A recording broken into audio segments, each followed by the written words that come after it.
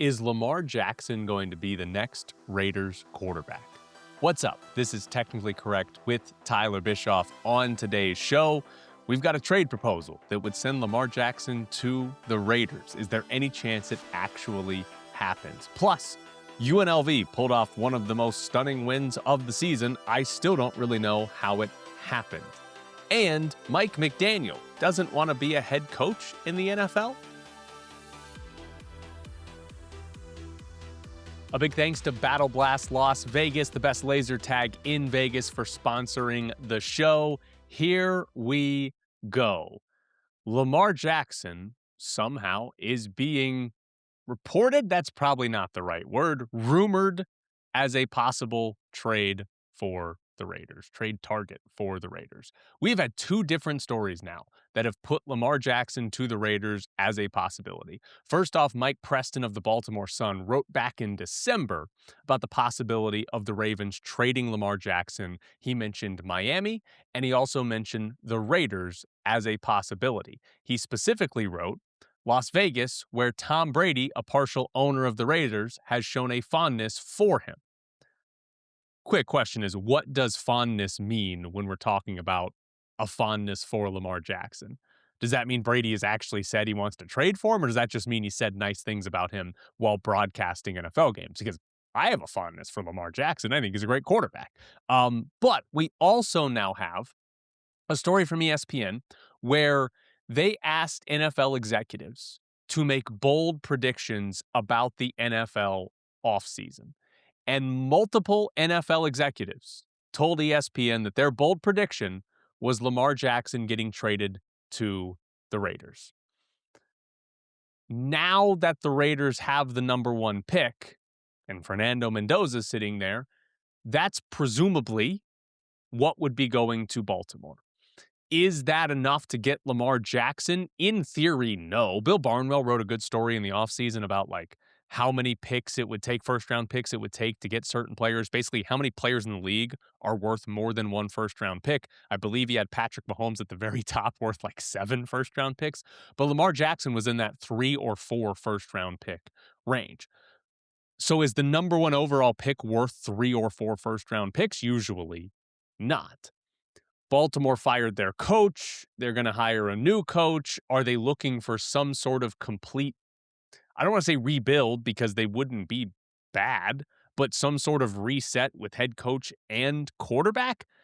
I guess, and if that's the case, maybe the number one overall pick by itself is enough. It's a fascinating trade because if that's it on its own, would you rather have Lamar Jackson or Fernando Mendoza? And there's an obvious answer. It's Lamar Jackson. He's a proven MVP, right? He's won the MVP. Would immediately be what? The best Raiders quarterback in 2 decades? Immediately the best quarterback of all time the Raiders have had, right? Obviously, accomplishments with the Raiders, no. But as far as pure talent, that might be the best quarterback they've ever had. So he's clearly the answer, right? Who do you want, Lamar Jackson or Fernando Mendoza? But I don't think the Raiders should trade the number one pick for Lamar Jackson, even if that were an option. Because how far away are the Raiders from contending? We've heard John Spytek, the GM of the Raiders, talk about how this is going to be a rebuild, right? He said that it'd be nice to win 10 games in 2026, but that's probably not going to happen, and that's not the goal because the Raiders have to build up the entire roster. And I know there's other draft picks, there's free agency, the Raiders have a lot of cap space, maybe Lamar Jackson attracts more free agents and all that. But do we really think the Raiders are fixing the holes in their roster this offseason? Because I don't think that's even possible. They would have to hit on 5 draft picks and they'd have to hit on 4 or 5 free agent signings just to get in the ballpark, right? They probably need 15 plus new starting players to have a legitimate Super Bowl contending team. And maybe if you say just playoffs, okay, 10 new players. And again, are you going to hit on 5 draft picks? Probably not. Are you going to hit on 5 free agent signings? Probably not. They didn't hit on any of them last year. So it seems unrealistic, which means you're trading for a quarterback who's in his prime now and getting paid sort of one of these max salaries to do what next season? win 7 games. And I know you trade for Lamar Jackson. In theory, you're going to have him for a decade. But when are you going to be good? Like, you're basically throwing away 2 to 3 years of Lamar Jackson's prime before you're actually good. So I don't think it makes sense, because I think the best case for the Raiders, who are, at least what SpyTech says, finally look like they're going to go through a legitimate rebuild, is you draft the quarterback on the rookie contract, which means he doesn't get paid much, and it makes it a lot easier to sign other free agents, use your cap space other places to make the roster better. And you do that over the course of 2, probably 3 off seasons. And if you do it well, then you have a legitimate contender for the last 2, 3 years of Fernando Mendoza's rookie contract, where again, he's not making a lot of money, and that's sort of your window to be awesome. And if Fernando Mendoza is awesome, it extends beyond that, because once you pay him, it's harder, but if you have an awesome quarterback, you can still be a contender, even when you're paying him 50, or at that point, it's going to be like $90 million a year. To be honest, I would have a hard time criticizing the Raiders for trading for Lamar Jackson, because he's awesome. It's the most important position, right? Like, it's hard to say, no, you shouldn't trade for an MVP quarterback, but it does feel like the wrong timeline for the Raiders. And on the other side, I don't really know why Baltimore would do it, right? Like, they should. I know they missed the playoffs, but they should still view themselves as contenders, right? And trading for Mendoza, I mean, the one benefit, it would be he'd be cheaper than Lamar Jackson, right? Like, you would, in theory, have more cap space to spend other places, but like, you're trying to win now. What are the chances that Mendoza provides as much value as Lamar Jackson this upcoming season, or over the next 3 seasons, right? It's like less than 5% that Mendoza gives you as much value as Lamar Jackson. It just seems like the wrong timeline for both teams. So I'm surprised that we've had one columnist in Baltimore mention it, and now that we've had NFL executives say that's their, again, to be fair, bold prediction, but that they could see that happening, because I don't think it makes sense from either side. There is one other part, though, from ESPN story on this. They quoted an NFL personnel evaluator is how they phrased him, which technically anyone in any sort of front office position can be a personnel evaluator. Any coach could be a personnel evaluator. It's a very vague term, so who knows who that actually is. But this quote from one of the people that gave them a bold prediction was, "It just seems like there's been some consternation there with Lamar and the Ravens. And this would be the ultimate Mark Davis move. I'm not even convinced everybody with Vegas would be on board with it, but it would instantly solve their quarterback problems." So there's 2 parts of this that are fascinating. The first part is the Mark Davis move, because I've been saying for a long time now, Mark Davis loves the flashy move. Mark Davis cares more about his team being relevant, being in the headlines, being talked about on TV, than he cares about them being good. Mark Davis doesn't want his team to rebuild. We might actually see it now, but he doesn't want them to rebuild, because I'm convinced he wants December to roll around and he just wants to see the Raiders as in the hunt on the graphics that CBS and Fox put up during the games. He just wants to be in the headlines. Trading for Lamar Jackson would be about as big of a headline as you could possibly have in the offseason. So that's probably a good point that makes me think, Mark Davis might actually do this if given the opportunity.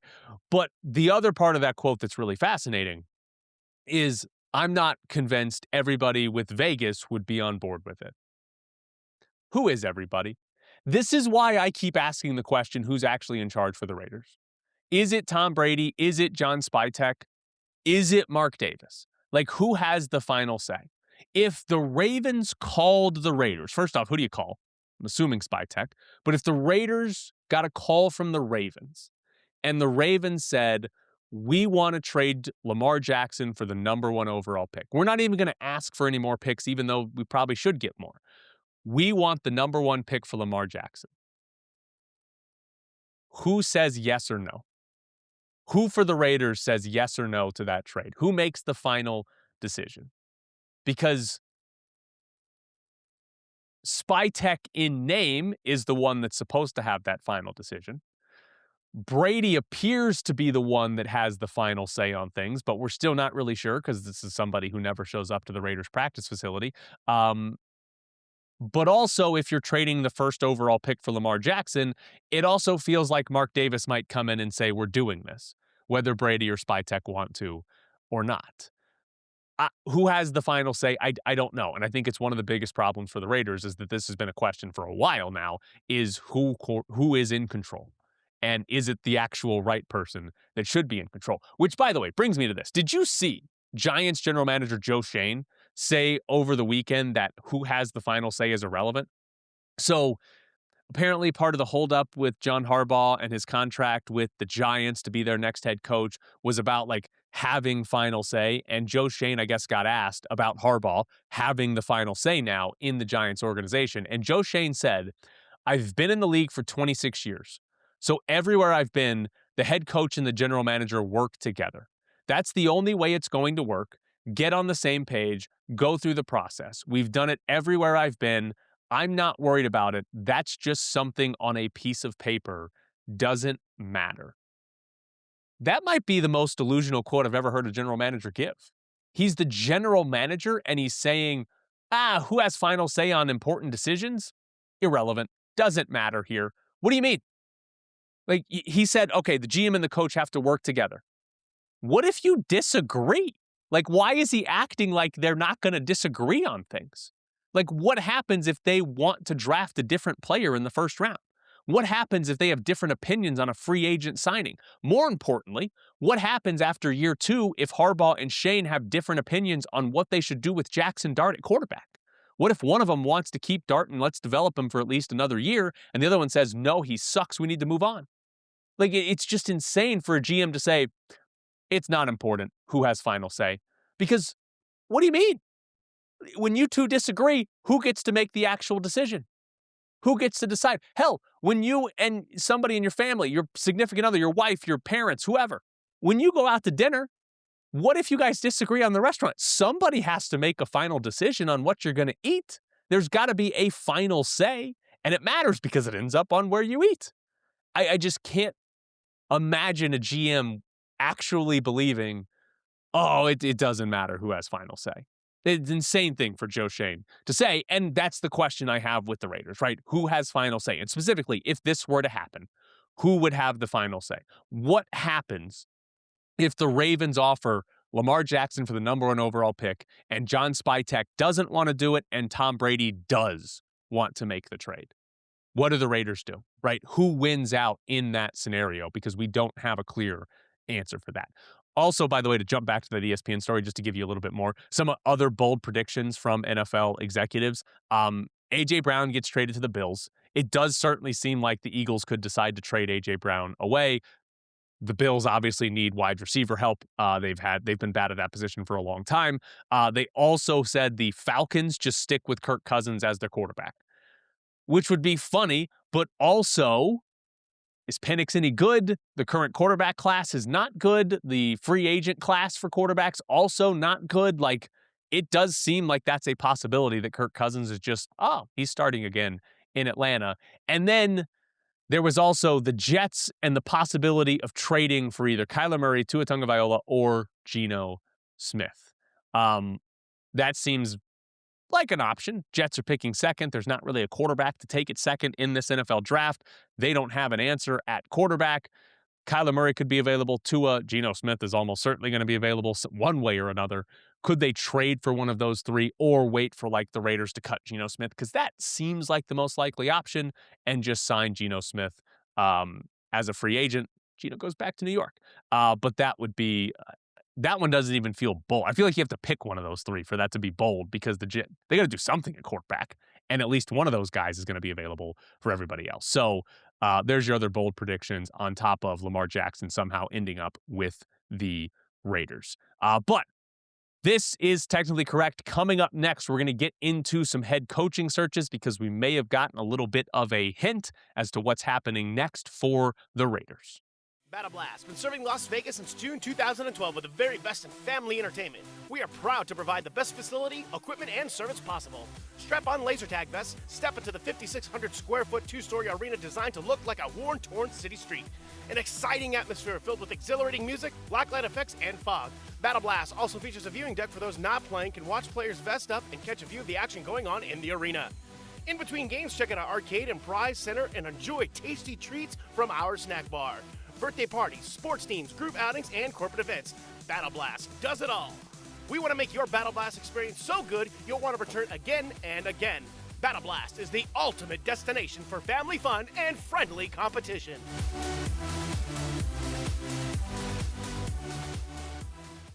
You know what you want to do?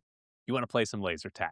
Technically Correct is brought to you by Battle Blast Las Vegas, the best laser tag here in Vegas. It is the perfect spot for your next event. Could be your kid's birthday party, could be a corporate event, whatever it is you're planning on having a party. Battle Blast Las Vegas, go try out some laser tag. Do it for your own birthday. Get your family, get your friends together, or your coworkers. See who is better at laser tag at Battle Blast Las Vegas. Plus, they got arcades and prizes. There's more than just laser tag. Check out Battle Blast Las Vegas. They're located at 8125 West Sahara Avenue, your next stop for fun in Las Vegas.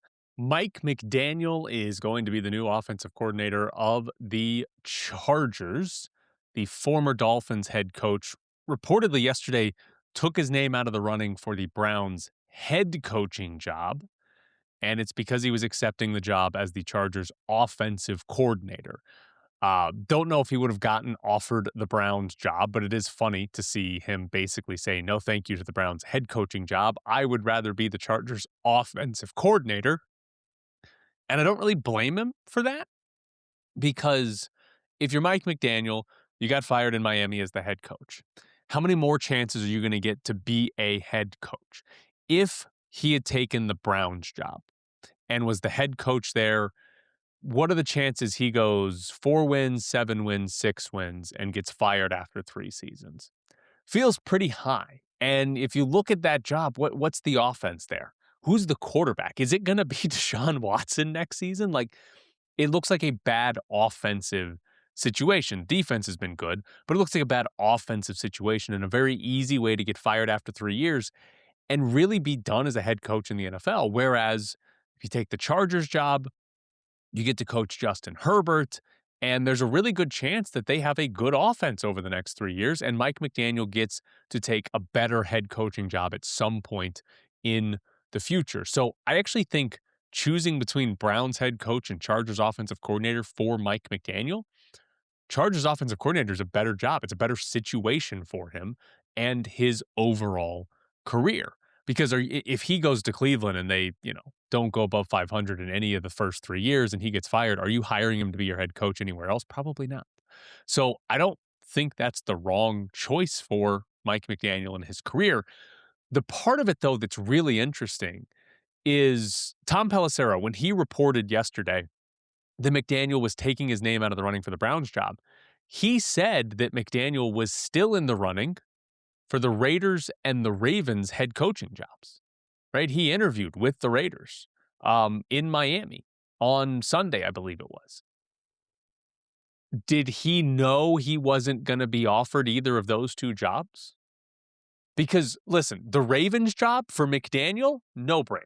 If he had been offered the head coaching job for the Ravens, you have to take that. And honestly, I think you hold out long enough to see what they do. They might give you the job.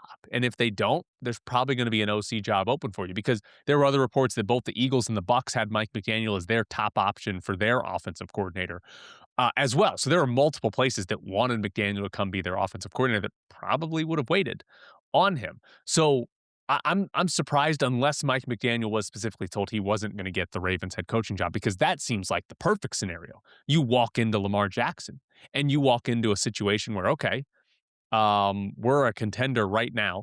I've got an MVP level quarterback. I could be awesome here for a decade. Like, in all seriousness, they at the high end could put together the Andy Reid, Patrick Mahomes run, where you win multiple Super Bowls because your offense is awesome, because your quarterback's great and your play caller's great. Right? And I honestly, at the low end, I think it's what the Bills did. where over the last 9 years with Sean McDermott, the Bills went to the playoffs 8 times. They won the division title 4 times, but they never won the Super Bowl. Right? I think that might be the low end for McDaniel and Lamar Jackson in Baltimore. So I'm a little surprised that he took the Chargers job before the Ravens job closed. Now, for the Raiders, it really would come down to, what do you think of Fernando Mendoza? Because if you think Fernando Mendoza is going to be bad, then the Raiders job is just like the Browns job. It's a job where, okay, if Mendoza's not any good, you're going to get fired in 3 years and you're probably not getting another head coaching job. If you think Mendoza is going to be good or at least above average, then Mike McDaniel could probably look at that and say, hey, this will work in Las Vegas, or I can make this work in Las Vegas. But that one's not as cut and dry as Baltimore, where Lamar Jackson exists. So I can understand why he would say no to Cleveland. That's an easy one. I can get the logic behind if he was like, I don't want to wait for the Raiders job. Mendoza, I don't believe in him, or just, I don't know if he's going to be any good. Whereas Baltimore seems like a no-brainer. You'd wait to be the head coach there if that was even a possibility. So an interesting decision for McDaniel, a guy who had been interviewed for head coaching jobs, but also for offensive coordinator jobs, to take an OC job before head coaching jobs really said no to him, and specifically one with Lamar Jackson. Again, we don't know exactly what he was told by Baltimore or Vegas and how real their interest was, or how real he thought their interest was. But he said, he's telling us, hey, being the OC with Justin Herbert and the Chargers is better than waiting around to be the head coach in Cleveland or Baltimore or Las Vegas, which is a fascinating thing for him to be saying. Now, the Golden Knights. They have put Brett Howden on injured reserve and called up Jonas Ronbeard. Kelly McCrimmon said on Monday that all of the players that are currently injured are going to be out through the Olympic break, which the Golden Knights' last game before the Olympic break is February 5th. It's very close, but basically 2 weeks away here. So we're looking at not just Howden, but Carter Hart, William Karlsson, Braden McNabb, Brandon Saad. All those guys are going to be out through at least February 5th, and then we get the Olympic break, and we'll see who's ready to go after what's almost a full month being off. But I wanted to go through this because you know how annoyed I get with the Golden Knights and their timelines on injured players. Brett Howden, he's been out for 11 days now. The Golden Knights initially said he was day-to-day when he got hurt. He's already been out for 11 days. Through the Olympic break, to the start of the Olympic break is going to be 26 days. That is almost a month. That is not close to day-to-day. That is week-to-week and very, very close to month-to-month. William Karlsson, described as week-to-week, he is going to miss at least 3 months when we get to the start of the Olympic break. That is not week-to-week. That is month-to-month. Also, Sinbin reported that Karlsson might be done for the season. He might have to have surgery. So week-to-week might turn into season-ending injury. That's not week-to-week. Braden McNabb was described as week-to-week. He's going to miss at least a full month. That's not week-to-week anymore. And then there's Carter Hart, who was described as week-to-week. He'll be out at least 4 weeks getting to the start of that Olympic break. So that's pushing the limits of what week-to-week should mean, but we'll give him the benefit of the doubt on that one. Oh, and Brandon Saad, he was called day-to-day. He's going to miss at least 28 days. So all of the currently injured players for the Golden Knights, they were all, when they got hurt, ascribed the wrong timeline by the team. The Golden Knights are intentionally lying about their players' health. Either that or they're so bad at figuring out how long people should be out, they get all of them wrong, which I don't believe. They are intentionally lying. They're lying for the sake of lying, because I get it. You want to say, oh, it's upper body or lower body because we don't want other teams to know that his hand's hurt, so they target the hand, whatever. But there is no benefit to, well, this guy's day-to-day, and then he misses 2 months. This guy's week-to-week, and he's out for the season. Nobody benefits from that. All you're doing is making it harder for your own fans to have an accurate understanding of when their favorite players could be back, of when the team could be closer to full strength, right? And so when people say, I did it yesterday, when people say, oh, when this team is at full strength, why would we ever think they are? Why would we believe these players are even coming back this year, right? Because Karlsson might go from week to week out for the season. It's just lying for the sake of lying, and it annoys me. I hate it. Robert Kraft, the owner of the Patriots, said the NFL is going to 18 games. He was on 98.5, the Sports Hub, and he said, I want to tell you guys that we're going to push like the Dickens now to make international games more important. Every team will go to 18 regular season games and 2 preseason games and eliminate one of the preseason games, and every team will play 1 game overseas. Right now, by the way, it's 17 regular season games, 3 preseason games, and not everyone plays an international game every year. But Robert Kraft's saying that's going to be 18 regular, 2 preseason, and everybody gets one of their 18 will be in a different country. I will say this, it actually makes sense to do the 1 international game for every team while you have a 17-game schedule, because then every single team would get 8 home games, 8 road games, and then 1 international game, as opposed to right now, the NFC and AFC trade off who gets 9 home and who gets 8 home every year. But going to 18 is, ever since they went to 17, going to 18 seems obvious. Now, the NFL Players Association has to agree to this, so the owners are going to have to negotiate or fight or whatever to make this happen, but they do have to agree to it with the players for them to actually put in an 18-game schedule. I think the real question is, how long until 20? 18 is just the next time they can negotiate with the players, they're going to get to 18. How long until 20? Because why would you not just play 20 and have no preseason games? We're just going to hear coaches complain that, we don't get to evaluate the kids we took in the 6th round. Evaluate them in practice. Figure it out, right? Like preseason games don't matter. So how long until we go to 20? That feels like the end game here that we're going to see, and it's just a matter of time. Probably, 5 to 10 years, but it's going to happen at some point. Technically Correct is brought to you by Battle Blast Las Vegas, the best laser tag in Las Vegas. Host your next birthday party at Battle Blast. If you book the party package, you will get a private party room, a party host, pizza, soda, arcade tokens, and of course, laser tag. Also, if you want to play after your kids are done playing, you can book a separate adults game as well, or just book it for your own birthday or your own fun, whatever you want to do. It is Battle Blast Las Vegas. They are at 8125 West Sahara Avenue, your next stop for fun in Las Vegas.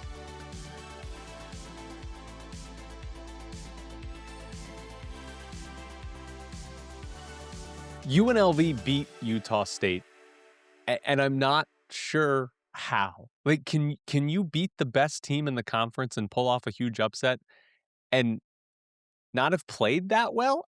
It was the most bizarre game, the most scattered game of the season, and they won, and it was an incredible performance. But I'm also like, what happened, right? Like, and for the record, I'm recording this right after the game ended.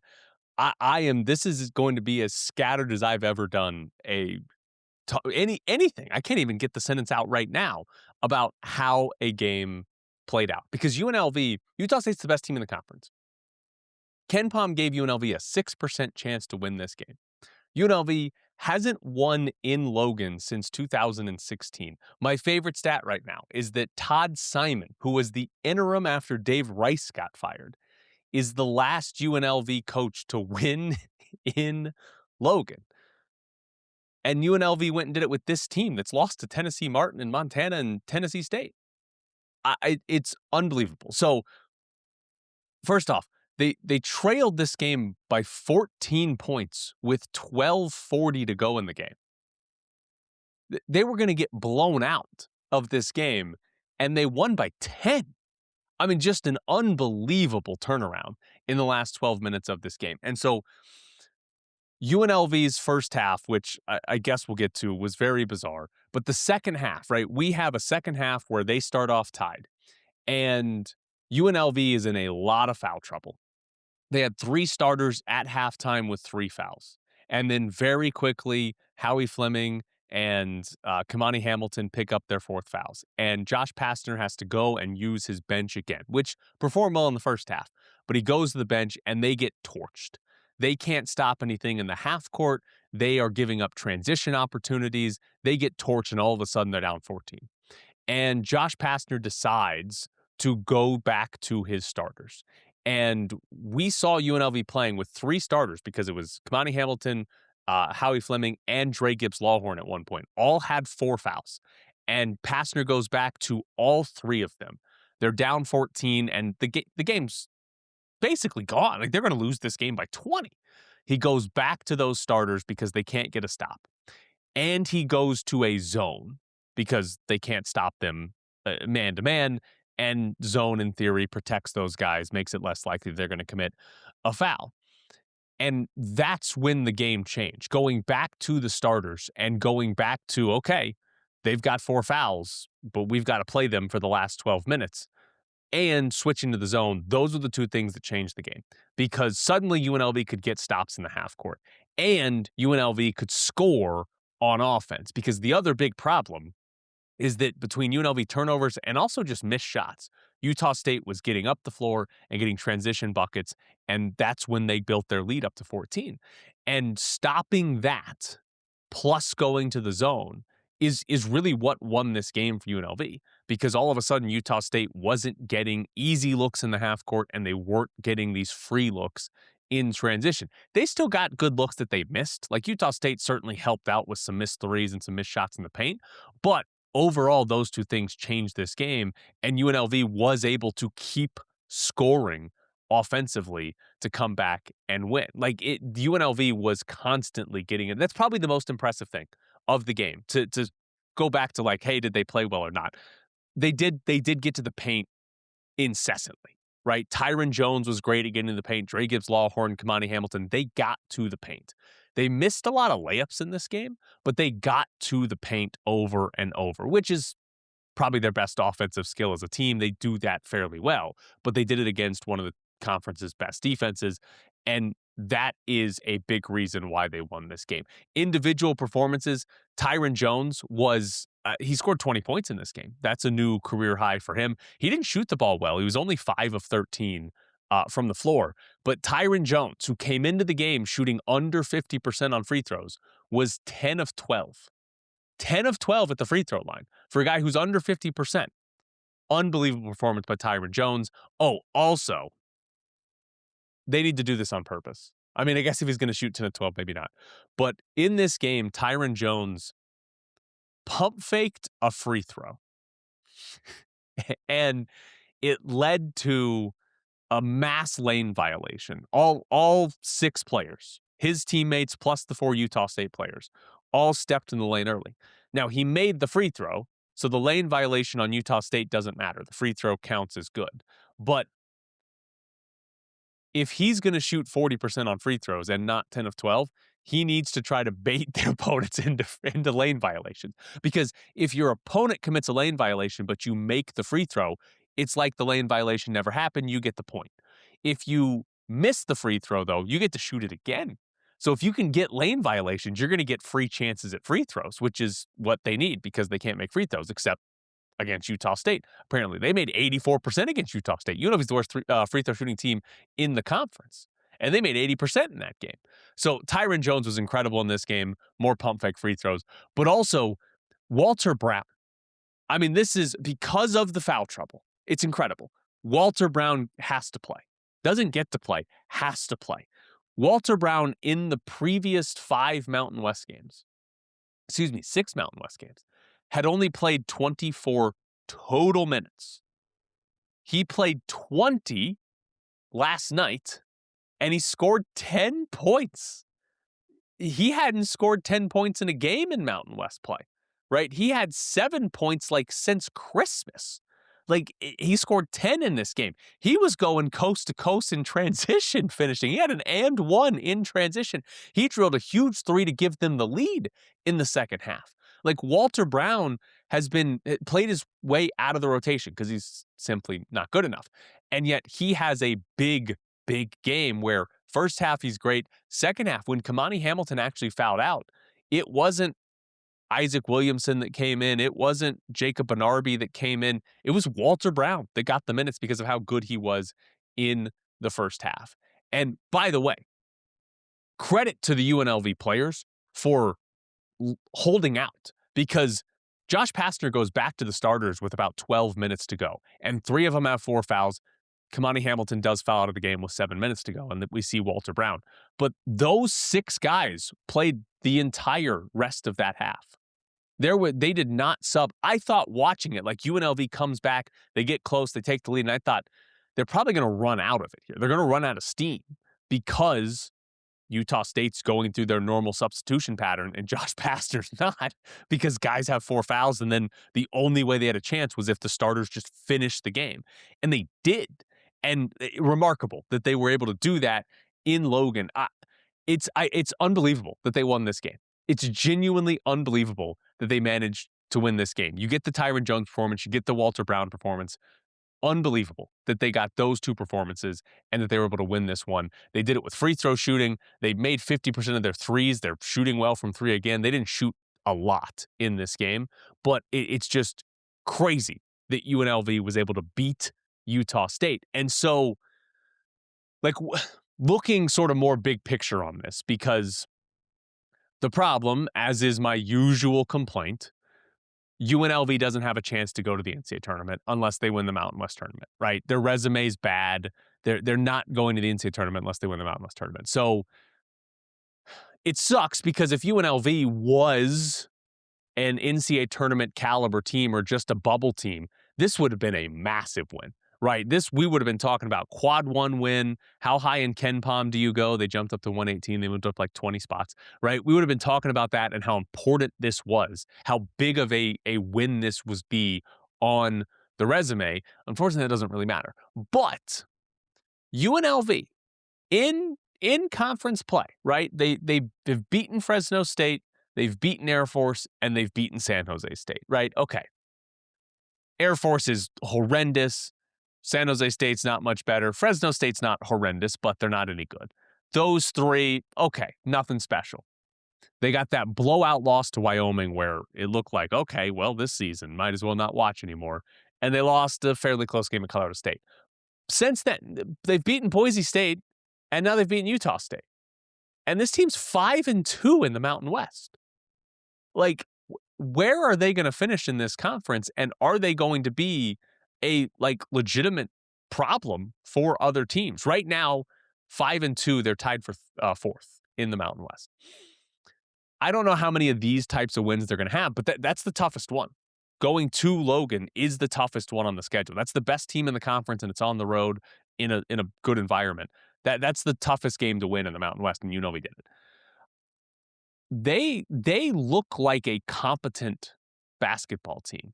Now, it's probably going to look different in every game that they play, right? They're not going to, I don't know that they have necessarily the same style that they can just, we're going to do this and this is how we're going to win games, right? Some games, they did a lot with free throw shooting in this one, right? They did it with the zone defense. I think a lot of games they're going to do it with, man, we just get to the paint and get to the free throw line a ton, more than you, and we win that way. So they're going to have weird games. They're probably still going to lose a horrific game at some point. We're probably going to have like another 20-point loss, or somehow they're going to lose to San Jose State. And we're going to be like, what happened? Because remember, this team lost to Tennessee Martin and Tennessee State, right? So it's just an absolutely bizarre performance from UNLV that results in a win. I mean, it's remarkable that they went there and won that game and got the performances that they got. By the way, the other player that I want to point out, Emmanuel Steffen. We have not seen big minutes from Emmanuel Steffen, right? He's been starting the last 4 games, and I think he's got a legitimate reason to be starting as a good defensive player. But Emmanuel Steffen's not playing big minutes. He played 31, and he was one of those guys who played basically the full end of this game. He has not played. He played 30 minutes against Stanford, his first game since when he came in from injury. And he has not played 30 minutes in a game since then until last night. So just the fact that he stayed on the floor was pretty good with some rim protection there in the half court, especially in the zone. Like, tremendous work. And I haven't even mentioned Dre Gibbs-Lawhorn, who again was great. He had 21 points. He was the leading scorer for the team. He was great as well. Like, they had an incredible performance where just they had moments where they looked terrible and had a ton of turnovers and couldn't finish shots at the rim, couldn't get stops. And then they had moments where it's just like, yeah, they're better than Utah State. They look so much better than Utah State. UNLV beating Utah State's a crazy, crazy game for UNLV. And I don't know what to do with this season because it's ultimately still bad because you're not close to the NCAA tournament. and the losses in the non-conference are going to outweigh what's been done so far in conference play. But we're starting to see good signs about Josh Pastner, because just a couple weeks ago, I was sitting here saying, you lose these games to Tennessee State, and it's just some of you get blown out by 30 to Wyoming, and it's just some of the worst performances you're going to see. And it's like, all right, well, how realistic is it that this is going to be a good coaching tenure from Josh Pastner at UNLV? But now you get this win. And if UNLV can actually be something in the Mountain West standings, there's reason to think that Pastner can be a good coach at the Mountain West and be a good coach here at UNLV and actually do something, make the NCAA tournament. That's what you're trying to do here. And keep some of the players around. Like, the ideal way to build the program is to have players that stay year to year, and that's harder to do with the transfer portal, but to keep some guys around for multiple years. And you don't want to keep the guys around for multiple years that suck, right? If you had San Jose State's roster, you're not like, oh boy, we got to keep these around. But if UNLV can, I mean, Jesus, they're 5-2. Like, if UNLV, I was about to say finish above 500, but they're 5-2. So like, if UNLV can actually, finish, you play 20 conference games, can they win 12 of them? I mean, Ken Palm's projection right now has them going 10-10 in Mountain West play. Can they be a little bit better than that and go 12-8? Can they win 12 conference games? I know that's 7 more, and they're not going to be projected. Ken Palm only has them favored to win 3 more conference games. But can they win 7 more conference games? Because if you can go 12-8 in the Mountain West, and okay, the non-conference suck, but if you can go 12-8 in the Mountain West, bring some of these guys back, bring in 1 or 2 impact players in the transfer portal, and like maybe Miles Che comes back and is actually good. Josh Pastner's talked about him like he's the greatest player in the history of the sport and how much of a difference maker he'd be. Maybe there's reason to think year 2 under Josh Pastner could be good. So it's hard to talk about this win in regards to this season because there's no NCAA tournament hopes, but it's still an important win, and maybe we're seeing UNLV actually show us, hey, win some Mountain West games, be more than just competitive, be winners, and going into next year, keep some of these players, and UNLV could look really good. But they won the game. It's incredible. I've said that 100 times. I feel like I'm rambling about that, but it was such a scattered game that all I've got is scattered thoughts for you. I hope that was good. Coming up next. No, there is no coming up next. That's the end of the show. I don't even know how my show is supposed to go. That's it for Technically Correct. UNLV beat Utah State, and it's so shocking I can't even do a normal show.